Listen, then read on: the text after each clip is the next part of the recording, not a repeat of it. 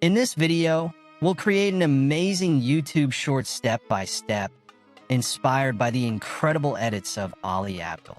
I'll guide you through creating stunning icon animations and a dynamic paper rip transition and show you how to integrate these effects into your own projects. And the best part, we'll be doing it all with the free version of DaVinci Resolve. So let's get started. All right, so here I am on the edit page of DaVinci Resolve. Our first task is to set up the project's resolution. By default, my project resolution is 1920 by 1080, so we need to change it. To do this, go to the bottom right corner and click on the settings icon. A new window will open. In this window, you'll see that our timeline resolution is set to full HD. If you click here, you can select a different resolution for the project. We need vertical HD. At the bottom of this section, you'll see a box labeled as Use Vertical Resolution. Simply click on it, and it will change to 1080 by 1920, which is our vertical resolution. Now click on Save to apply the settings. We'll start by creating the icon moving animation, and then we'll add it to our video. To create the animation, we need to use a Fusion composition, as it will be done in the Fusion page. But first, let's import all the media files we need for the animation. Go to the media pool and press Ctrl+I. These are the files you need. I have included the project files link in the description so you can use them and follow along. Select all these files and click Open to import them. All right, now let's create the Fusion composition and start making the animation. Go to the media pool again. Right-click on an empty area, and from the menu, choose New Fusion Composition. Then from here, click on Create. And we have created the Fusion composition. Now simply left-click and drag the Fusion composition to the timeline and place it at the beginning. By default, the Fusion composition is 5 seconds long. But if you click at the end of the composition and drag it, you can change the duration, so adjust the length as needed. But I'll keep it at the default for now. If needed, we can change it later. I just wanted to show you how it's done. Okay, now place the playhead on top of the Fusion composition, and then click on the Fusion page icon to open it. Once you open Fusion, you'll see one node called Media Out. Simply click and drag it to the right side. The Media Out represents the final product, so this is technically our last node. Our first task here is to create the 1080 by 1920 frame. Currently, there's nothing here. To do this, click and drag the background node into the workspace. Now take the output of the background node and connect it to Media Out. By default, the background node is black, but we need it to be transparent. Otherwise, it will appear with the icons. So, click on the background node, go to the inspector, and change its alpha to 0.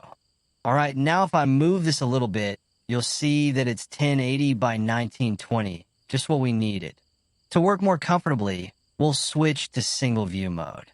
Currently, there are 2 viewers, so click on this icon to enable single view mode. All right, so now we will add our app icons one by one and arrange them properly. Go to the media pool, then click and drag the first PNG to the workspace. It will become a media in node. This media in node contains our PNG. To view it on the main frame, take the output of this media in node and connect it with the output of the background node. This will create a merge node. Before we add the rest of the app icons, let us rename our current nodes.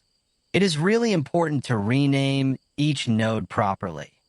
Otherwise, you might get confused later. Let us rename the background node first. Click on it and press F2 to rename it. I will call it Frame. Then click on the Merge node and press F2 to rename it. You could rename the Media in node instead of the Merge node, but whenever we make any changes, we do it on the Merge node, which affects its connected Media in node. That is why I am renaming the Merge node to help identify it faster. I'll call it FB. All right. Now drag your second app icon and connect its output to the output of FB. Rename it and then add the rest of the icons in the same way. When you are done, you will have something like this. Now we have two problems.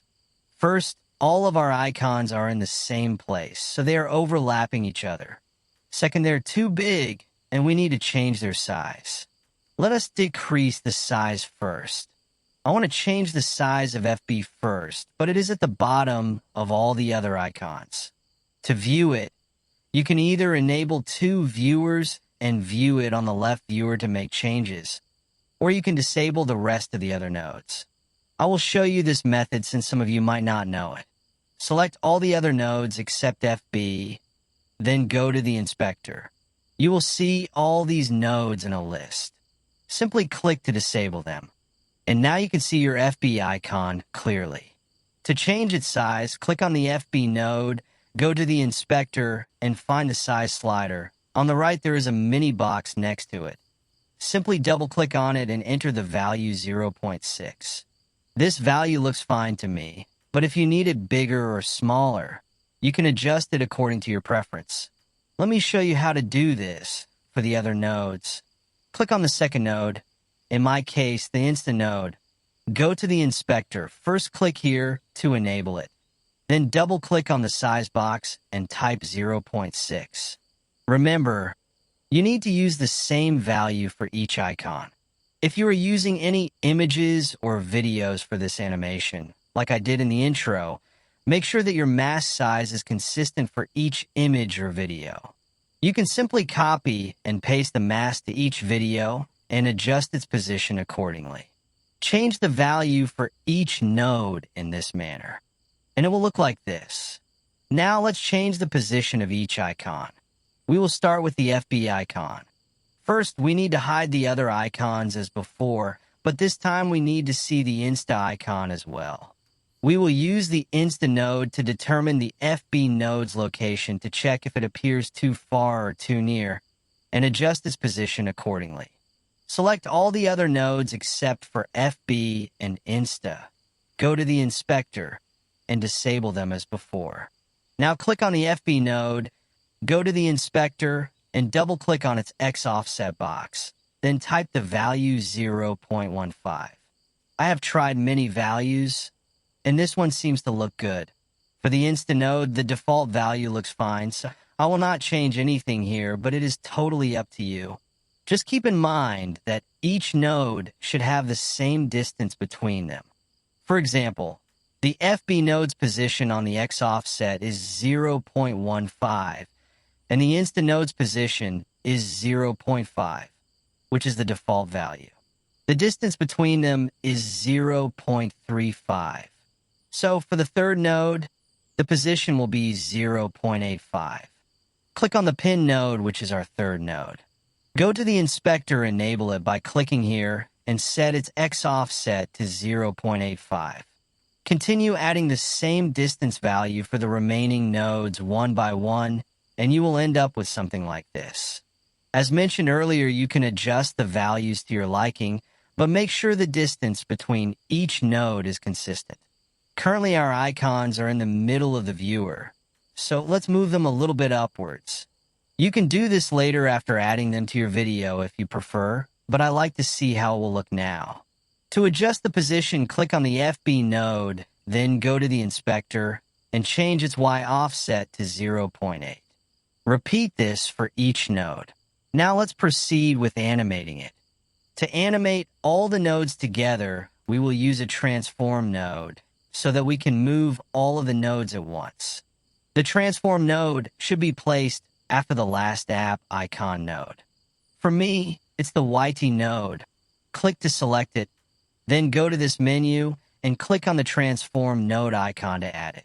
If I go to the inspector and change the X offset value, you will see that all of our icons are moving together like a train. Let me reset this. Since we will use this in a video, it is important to determine the animation timing. I suggest starting from frame 5, but you can start from frame 10 if you prefer. Move the playhead to frame 5, then click on the transform node. Go to the inspector, and on the right side, you will see small diamond-like buttons. These are our keyframe icons. We need to animate the X offset, so click on this keyframe icon to add it. Then change the X value until the icons completely disappear from the viewer. Move forward 90 frames. You can adjust this distance if you prefer, but 90 frames works fine. On this frame, drag the X offset to the left until the last 3 icons appear in the viewer. This setup looks fine to me. You can adjust the preview area by changing the value in this box. By default, it is set to the last frame of your composition. To change it, click and drag it to the left. If you need more area later, you can adjust it to the right. Also, by changing the value of the left box, you can adjust the starting frames. I will show this later. Let us preview the animation for now. If you see, the animation is moving from right to left, but it is quite slow. In the original animation, it appears from the right quickly and slows down as it stops. To achieve that effect, we need to adjust the graph. Go to the top right corner area and click on the icon called Spline. This will open the Spline editor, where we can adjust our animation curves. First, click on the Transform node box to see the keyframes. Then click on the icon called Zoom to Fit to focus on the selected part. Select the keyframes and press S on your keyboard. 2 handles will appear. Click on the bottom handle and adjust it as shown. Then click on the top handle and move it like this. Now if we play the animation, you will see that it starts quickly and slows down toward the end. I do not have many icons, so it might not look as impressive. However, if you add 8 to 9 app icons, you will see the effect more clearly. If you look at the original animation, you'll notice that when the app icons appear and leave the viewer, it almost looks like they're rotating in a 360-degree motion, giving the impression of a circular movement. You'll also see that the left icon faces the right, and the right icon faces the left. Currently, our icons appear flat, so we need to adjust them to match the original animation. Although I'm not sure exactly how they achieve this effect, we can create something similar with a simple method. Click on the Transform node, press Ctrl+space to open the Tools section, then search for Lens Distort. Click on it to select, then click on Add. We need to adjust a few settings to achieve the effect. In the inspector, click on the mini arrow of the Lens Distort model. Now click on this model section to see different models. Scroll down to the last one called PF Track. Keep an eye on the viewer while we make adjustments. First, increase the low order distort slightly, then increase the high order distort to around 0.08. Let me decrease the lower distort a bit and check how it looks. If you notice in the viewer, we've already achieved a similar effect where the left and right icons face in opposite directions. If one side's icon is more tilted than the other, like the left icon facing too much to the right while the right icon barely tilts, adjust the lens center X value to balance them properly. You can also change the center Y value a bit to ensure they appear correctly on the top and bottom. When you toggle the effect on and off, you'll see how it changes our icons. Let me increase the low order slightly. Around 0.2 looks good. Let's preview the animation to see how it looks. As you can see, it gives us the same feel as the original animation, with the icons moving along a circular path, just as we wanted. Let me show you how to add motion blur to your animation.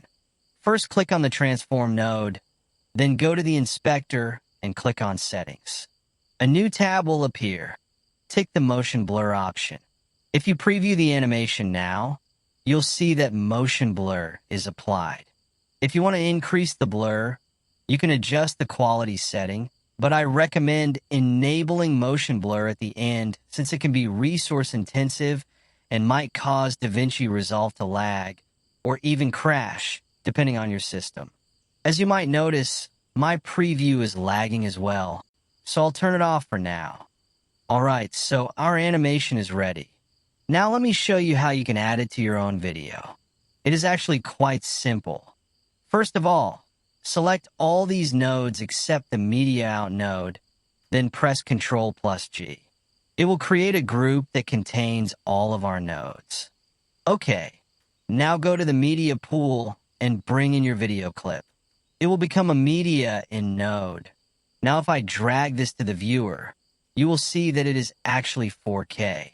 You can directly add your animation to it, but you might need to adjust the size as well as the position because we made the animation in HD resolution. If you create the animation in 4K, then you're fine, but I made it in full HD, so we need to use a background node like before. Let me put this media in node around here and move the workspace a little so that you can see clearly. Okay, now click and drag the background node to the workspace. Then go to the inspector and set the alpha to 0. Then rename it as frame 2. Now we need to put this frame 2 at the bottom of every other node. Then the video clip and the icon's animation will come after that. So let's do this. Move your cursor to this node line and make sure the right side is blue. Then click once to disconnect. Now bring the Media Out node to the bottom just to position it on the same plane as frame 2. Now take the output of frame 2 and connect it with the yellow input of Media Out. Let me drag the Media Out node to the viewer and adjust the viewer a little so that you can see it better. Okay, now we will add our video clip first since the icons will appear on top of it. So take the output of the media in node and connect it with the output of frame 2. Now if you see, the video clip is actually too big since it's 4K and our frame is only full HD, so we need to adjust its size. Click on the Merge node, go to the inspector, and bring down its size until it fits properly with the viewer. This looks fine. Now let's connect the group to view the icons. Put it around here, then take its output and connect it with the output of the Merge node. Now we can see our icons. For me, it's looking totally fine and we don't need to change anything, but if you need to, you can adjust this Merge node's position and even size accordingly. Alright, so as you can see on the screen, the animation is looking good and the placement is fine. But if it's not the case for you, then you can adjust the position or even the size of this Merge node. Now we have one problem. In the original animation, the apps appear behind Ali Abdaal, so we need to mask out the character while keeping the background. We will copy the clip, then make a mask on this copied clip. So select the media in and its Merge node and press Ctrl+C to copy. Now click here once and press Ctrl+V to paste. Alright, now click on this copied Merge node, press and hold Shift, then drag it on the node line. Once it's blue, release the keys, and now it's been connected. You can see on the viewer that our icons disappeared because it's on top of everything. Now we will remove the background from this clip so that the character appears on top of the icons. And since we already have another clip behind it, it will keep your original background as well. Now there are many ways to mask out your character. You can use the traditional rotoscoping method, or if you have the studio version, you can use Magic Mask.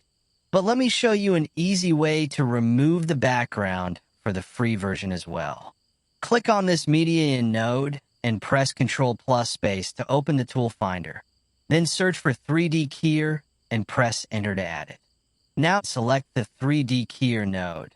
Then go to the viewer, left click, and drag it around to select the area you want to remove. Make sure that you aren't selecting cloths or any other items besides the background. Once done, you will have this. Now it looks clean, but if I zoom in a little to his head, you will see that there's a little bit of bluish color. To remove this, go to the inspector and click on this mini arrow of key adjustments. You will see many options, but for this, simply increase the chroma tolerance all the way up. Now it looks perfectly clean, but let me tell you one downside of this method. To use this, you need to have a clean background like me, and your character's dress must have a different color than your background. Otherwise, it will also delete that, so bear that in mind. In the original animation, there is a slight zoom-in effect at the beginning, but that zoom-in only appears on our character in the background. So let's create that. Click on the merge node of your background, then move your playback head to frame 0. Go to the inspector window and add a keyframe for size. Move your playhead to frame 30 and increase the size a little bit. About 0.15 should be good. Don't increase it too much, just a little is fine. Now we will copy and paste this same animation to our character node. Click on the merge node and copy it by pressing Ctrl+C. Then select this merge node of character and press backspace to delete it. Now place your cursor on the node line and paste the copied node. It will automatically connect. Take the output of the 3D keyer and connect it with this new merge node, and we're done. Let's preview how it looks. Not bad, but it could be better, so let's make it smoother by changing the curves. Go to the top right corner and open the spline tab. Deselect any other nodes except these two merge nodes. Click on the Zoom to Fit button and select them together, then press S on the keyboard. Now press T and click on this lock button, then drag this value to change it to something around 45 to 55. That should look good. Well, let's close the spline tab and preview the animation. It's much smoother than before, but it's also too fast. Well, it totally depends on you. If you like the current speed, then keep it like this, but let me open the spline tab again, and I will just decrease the value to around 45. Now it should look better, so let's preview and check. Yes, it's looking perfect now. Just keep it around 45 to 55. This range always works. Now, if you notice, after the zoom-in animation, our icons are getting hidden behind the character. To fix this, we need to move them slightly. Simply click on the merge node of the group and adjust its Y offset a little. This will shift the icons upwards, making sure they're not obstructed by the character. So, if you think your animation is too fast or too slow, let me show you how to adjust the speed by changing the position of the keyframes. First, go to the top right corner and click on the icon called Keyframes. Once it's open, you'll see all of your nodes. Click on the mini arrow of the node whose keyframe you want to change. For me, it's the merge node of the background. Click on the Zoom to Fit button to view them. Let me also open this merge node as well. These white vertical lines represent our keyframes. If you left-click and move a keyframe to the right, the animation will slow down. And to make it faster, you need to move it to the left side. You can see how many frames you're moving from this mini box. Let me also move this one. Now let's play and see. Well, now it's matching with the icon animation properly. Now we need to add a slight blur to our app icons along with the background. Click on the merge node for the group and add a blur node. Let me arrange these nodes. With the blur node selected, go to the inspector and increase the blur to around 10. That should be sufficient. All right, let me show you how to create a paper rip transition. You can use a different video or picture, but I'll use a background node and make some adjustments to it. If you want to follow along, click and drag the background node to the workspace and place it at the bottom, since this will be our last background node. I'll rename it as BG. Just like before, disconnect the media out node and place it at the bottom. Take the output of this new BG and connect it to the media out node. For this one, we won't be changing the alpha since we need the background, but I do want to change the color. I want to use a gradient. So click on the background node, go to the inspector, and change the type to gradient. From gradient type, choose radial. By default, it starts from the left side, but I wanted to start from the middle, so click and drag the start X value to change it, or you can simply type in 0.5 to center it. I want this middle color to affect most of the area, so I'll increase the index value a little as well. To change the color, simply click on it and choose any color you want. I'll choose light blue. To change the white color, first click on the mini arrow to select it, and then click on the color. For this one, I'll choose a blue color. So, that's how our background looks, but it's pretty plain. If you want, you can use a different texture. As for me, I'll use a simple grain. Click on the BG node, press Ctrl plus space, and search for film grain. By default, the grain is animated, but for this one, we need it to be still, so go to the inspector and tick the box for time lock. If you want, you can try different settings, but I'll keep it at default.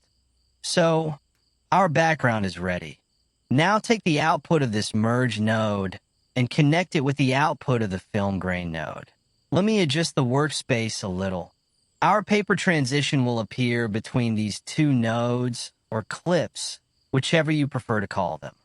First, select all these nodes and move them to the left. Then, go to the media pool and drag the paper rip transition to the node line. Place it after our main animation. Adjust the position of this node by placing the media in node here. Then select both and organize them accordingly. Keeping things organized is important. Now click on the merge node and rename it as paper transition. You might have noticed that we've connected the transition clip, but it's still not appearing in the viewer. The reason is that our transition clip is only a few frames long. Let me show you what I mean. Click on the media in node of the paper transition, then go to the inspector. You'll see a slider label as global in and out. This shows how long your clip duration is.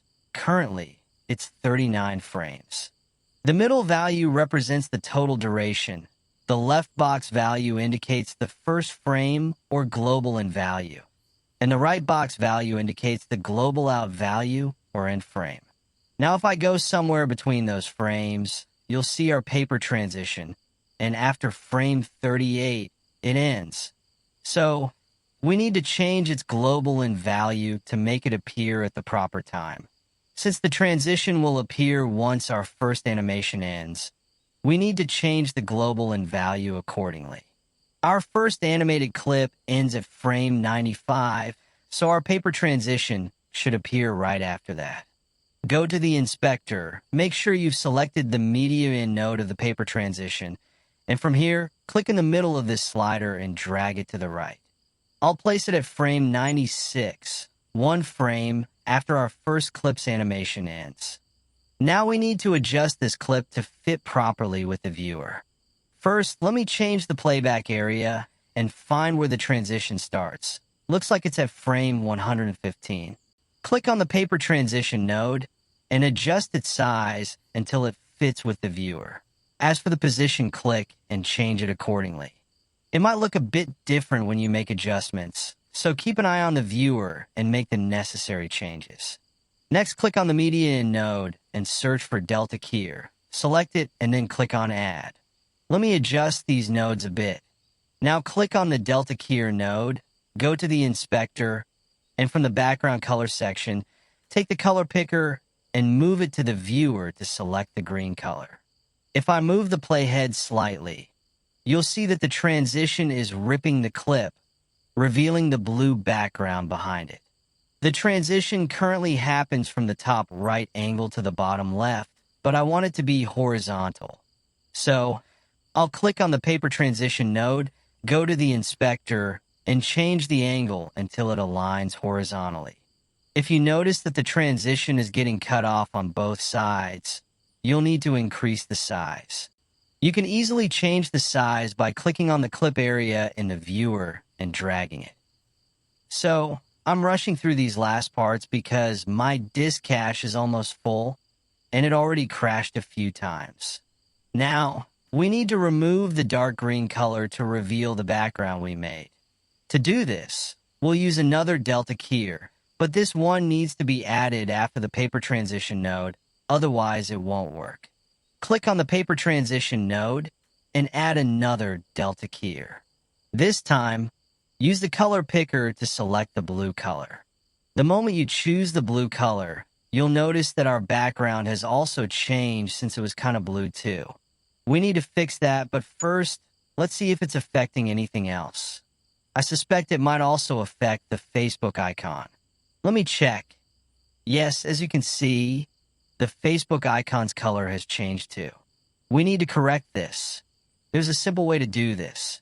In the inspector, you'll find an option called Reference. Take the picker from here and choose the color that you don't want to change. In my case, it's the Facebook icon and the background of the video. Since the Facebook icon is a bit darker blue, I'll choose that one. Move the picker to the Facebook icon. Now let's see how the transition is looking. I'll move the playhead a little. If you look at the edges, there's some blurred colors. We can't use this as a reference because it will ruin our progress, but we can erase it using another method. Go to the inspector, find the matte option, and click on it to open the tab. From here, decrease the aerodilate value all the way down, and now the blur has vanished. Alright, now let's animate this Snapchat icon. It will come out from the first clip as the second clip reveals, and then, once the transition is finished, it will fit into this BG node. We need to change both the position and the size, but we can't do that with our current icon since it's actually behind our BG node. This is why we need to copy that Snapchat node along with its animation. First, let me drag the workspace to the side so you can see properly. Now move this group a little up from the other nodes, then double-click to open it. Let me pull the group a little up. Alright, now select all the nodes from the Snapchat icon to the Distortion node. Then copy them by pressing Ctrl+C. Close the group by clicking on the mini cross. Let's move the workspace to view the last nodes since the icon will appear on top of everything. Click once, then press Ctrl+V to paste the nodes. Let me see where I can put all these nodes. I guess a little bit upward around here is good. Now take the output of this Distortion node and connect it with the output of our last merge node. To make the Snapchat icon appear, we'll need a background node for the frame. Bring a background node and connect its output with the merge node of the Snapchat icon. Now it's appearing. Go to the inspector and change its alpha to 0. Alright, so here I've renamed the merge node of the video clip and the character. I've also deleted the copied YT node since we don't need that. Now if you see the position of this new Snapchat icon, it's a bit off because we changed the position of the merge node connected to the group. So, click on this merge node and copy its Y offset. Then, click on our last merge node and paste the value. Okay, so the Snapchat logo animation will start just as the paper edge is about to cover it. Frame 122 seems like a good spot for this. If it's different for you, find the proper frame. Once you've found it, click on this merge node and add a keyframe for the center XY and size. Now press the right arrow key on your keyboard to move to the frame where the background fully reveals itself. Frame 131 for me. On this frame, adjust the Y offset to position the Snapchat icon in the middle, then increase its size a little bit. You might need to tweak the Y offset a bit more until it looks just right. This looks fine now. Next, open the Spline tab and just select this merge node. Press Zoom to fit. Select the keyframes and press S to smooth them out. Then, change the ease in and out value to somewhere around 40 to 45. Now let's play and see how it looks. Well, it's looking pretty good, but we have a few problems. First, the blurred Snapchat icon is still there, so we need to move it. Second, our video clip appears the moment our transition ends, so we need to fix that. First, let's fix the background issue. Simply select the background and film grain nodes and copy them. Then, at the point before our Snapchat icon animation, paste them, arrange them like me, and connect them here so they appear at the bottom of the Snapchat icon. Now, click on the Paper Transitions Media In node and see when it ends. Frame 134. So, click on the copied background node and change its globe and value to 134. Now, let's fix the Snapchat icon. We already know that our Snapchat icons animation starts from frame 122. So open the group node and click on Snapchat. In the inspector, find blend and add a keyframe. Then decrease the value to 0. Go backward one frame to frame 121 and change the value to 1. So, the moment it goes to frame 122, it will disappear and our new icon will replace it. If I move the playhead, you will see that our blurred icon has disappeared now. Okay, now we will also animate the blur. First, let me find the frame. I guess frame 124 is good, so I will copy the blur node. First, close the group node, and then find the blur node and copy it. Okay, now move to the right side and find the copied lens distort node. Click on it and paste the blur node. Now, go to the inspector and add a keyframe for blur size. Move a little bit backward, about 2 to 3 frames, then add another keyframe. Now, go back to frame 124 and decrease the blur size to 0. And one last thing, click on the media in node of this copied Snapchat node and change its globe in value to 122. With this, we are done. Now, let's go to the edit page and see how it looks. Okay, so before we see the final result, I want to say something. Our channel is now eligible for membership. If you like, you can join or you can use Super Chat to help the channel. If I get enough support, then I will bring more videos and channel members will have some extra benefits as well. I am thinking of creating a beginner series for Fusion, where I will discuss the basics in detail, but that will only be available for members. If the channel gets 50 members, then I will start creating the videos. Also, let me know if the price is too high. I am happy to adjust it accordingly, so comment. For now, let's preview and see our final result. Well, as you can see, it has turned out to be quite good. I have also changed a few things that were looking bad.